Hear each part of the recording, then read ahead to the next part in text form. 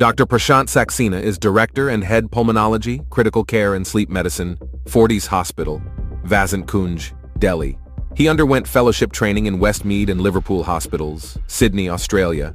He is an expert in the field of interventional pulmonology and critical care. Hello everyone, I am Salim Iqbal from Media 9 Network and you are watching India's first doctor-oriented show, Doctor Opinion, and opinion really matters. Now today we will discuss about the lungs infection, and for this we have a very renowned personality from the health fraternity, Dr. Prashant Saxena. Dr. Prashant Saxena, HOD and Director of Fortis Hospital, and welcome to our show, sir.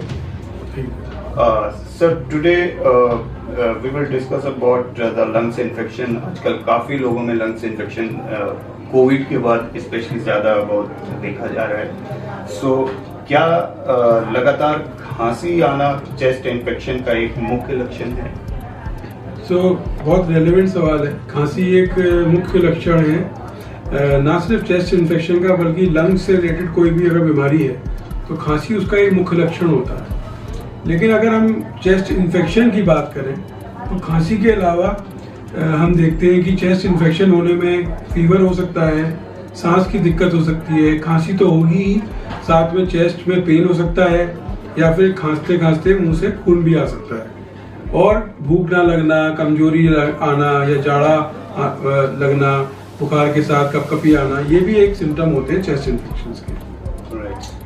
Chest infection के लक्षण को समझने के लिए कौन कौन से test की जरूरत होती है और क्या क्या? तो देखिए, चेस्ट इन्फेक्शन समझने के लिए सबसे पहले जरूरी है कि हम एक स्पेशलिस्ट से कंसल्ट करें, क्योंकि वो आपको एग्जामिन करेंगे, वो समझेंगे कि चेस्ट इन्फेक्शन कहाँ है, कितना है और क्या आपके सर्कमस्टेंसेस थे जिसकी वजह से चेस्ट इन्फेक्शन हुआ. उसके बाद हम जनरल ब्लड टेस्ट करते हैं जिसमें कि हम इन्फेक्शन के पैरामीटर्स देखते हैं. प्लस एक्सरे कराना बहुत ज़रूरी है, ये देखने को कि किस जगह इन्वॉल्व है. और अगर एक्सरे में क्लियर नहीं है या हमें लगता है कि कुछ और इन्फॉर्मेशन चाहिए, then we can go for CT scan भी हम लोग कराते हैं और इसके साथ फिर उसके बाद असेस करते हैं कि हमें क्या करना है. कुछ पेशेंट ऐसे होते हैं जिसमें सीटी स्कैन में हमें कुछ ऐसी फाइंडिंग्स मिलती हैं जिससे कि हमें बलगम की जांच करनी पड़ सकती है टीबी के लिए या किसी और कीटाणु के लिए. कुछ पेशेंट्स ऐसे होते हैं जिसमें कि दूरबीन से ब्रोंकोस्कोपी भी करनी पड़ती है ये जानने को कि इन्फेक्शन किस तरीके का है. क्या स्मोकिंग चेस्ट इन्फेक्शन के होने की संभावना को बढ़ा सकती है? देखिए, जैसा कि हम जानते हैं, टोबैको स्मोक जो होता है या किसी और तरीके का स्मोक, ये लंग्स के लिए बहुत डेंजरस है, क्योंकि ये लंग्स की अंदर की लाइनिंग डैमेज करता है, लंग्स का डिफेंस सिस्टम वीक करता है.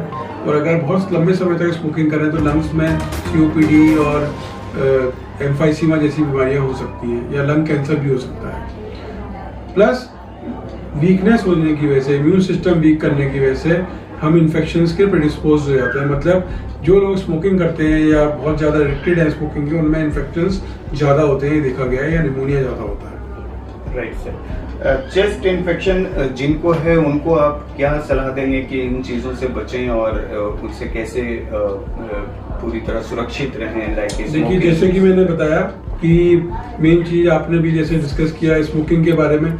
स्मोकिंग अगर करते हैं तो बिल्कुल ना करें.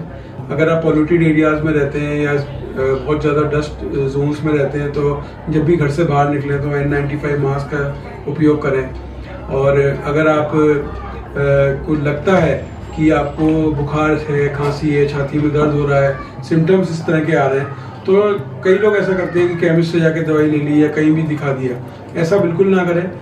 आप एक स्पेशलिस्ट के पास जाइए, उनसे आप अपनी बीमारी का इलाज कराइए, उनसे एग्जामिन कराइए, टेस्ट करने पड़े तो टेस्ट भी कराइए, क्योंकि इसमें सावधानी बहुत ज़रूरी है.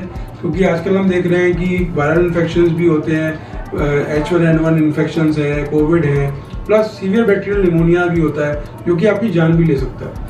तो हमें ध्यान रखना है कि प्रीएम्प्टिवली हम डॉक्टर्स के पास जाएं और उसको दिखाएं. प्लस एक हेल्दी लाइफस्टाइल, खूब पानी पिएं, दिन में फल फ्रूट्स खाएं, ग्रीन लीफी वेजिटेबल्स खाएं, अवॉइड फैटी फूड्स, प्रोटीन्स की मात्रा बहुत होनी चाहिए डाइट में. ये सब प्रिकॉशंस अगर लेंगे तो आप इन्फेक्शन से दूर रह पाएंगे. बहुत बहुत शुक्रिया सर, आपने अपना कीमती वक्त हमारे लिए निकाला, इसके लिए बहुत बहुत शुक्रिया. Thank you sir. Thank you.